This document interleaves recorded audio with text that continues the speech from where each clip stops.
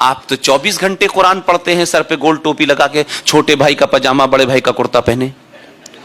आप तो अल्लाह से डेली बात करते हैं, और आपके यहां तो अल्लाह के भेजे हुए मुसाफिर एक हैदराबाद में है, एक रामपुर में है, चारों तरफ घूम रहे हैं, दिन भर घूमते हैं। अरे भाई, अपने सीने पे हाथ रखो और ईमानदारी से बताओ, 2014 पे आपका अल्लाह के ऊपर से यकीन क्यों हट गया? 2014 से तो पहले मनमोहन सिंह भी ठीक ठाक आदमी था। 2014 के बाद भी अल्लाह ने भेजा है और आपको सुधारने के लिए भेजा, यह ध्यान रखिएगा। मुल्क तो सुधरेगा, वो तो सुधरेगा, पहले वो आपको सुधार दे। इसलिए आपने जीत वोट दिए, 90 करोड़ हिंदुओं ने वोट दिए, उसे किसी मुसलमान ने वोट नहीं दिया। यह गलतफहमी का शिकार मैं नहीं हूं, आप होना चाहते हैं तो होइए। मैं तो खुल्लम खुल्ला इस बात को कहता हूं। उसने आने के बाद भी इनका काम पहले किया कि नहीं नहीं, ये ज्यादा गड़बड़ कर रहे हैं, अल्लाह ने कहा है, मेरे बताए रास्ते से उतर गए हैं।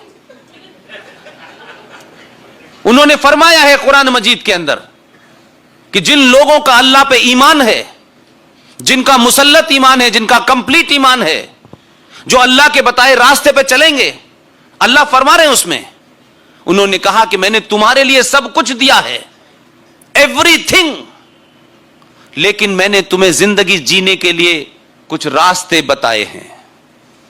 उन रास्तों से अगर तुम उतरोगे तो मैं फिर भेजूंगा किसी को। अब वो भेज दिया है उसने, तो तकलीफ हो रही है।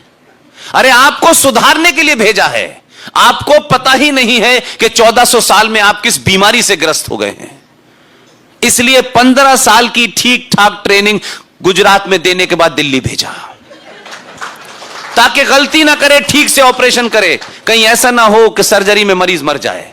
अभी तक मरा नहीं है उसके हाथ से कोई, ठीक ठाक ऑपरेशन कर रहा है। लेकिन कभी कभी कुछ बीमारियां ऐसी आपके अंदर चली जाती हैं कि आप कहते हैं मैं बीमार नहीं हूं।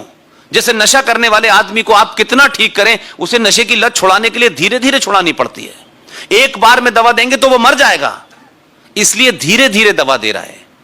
370 लिया, 35 पे समाप्त किया।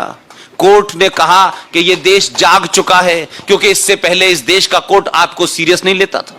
इस देश के कोर्ट की समस्या यह थी कि जैसे इस देश के इंस्टीट्यूशन दंगाइयों से, जिहादियों से डरे होते थे, इसीलिए सुप्रीम कोर्ट भी फैसला देने से पहले डरती थी।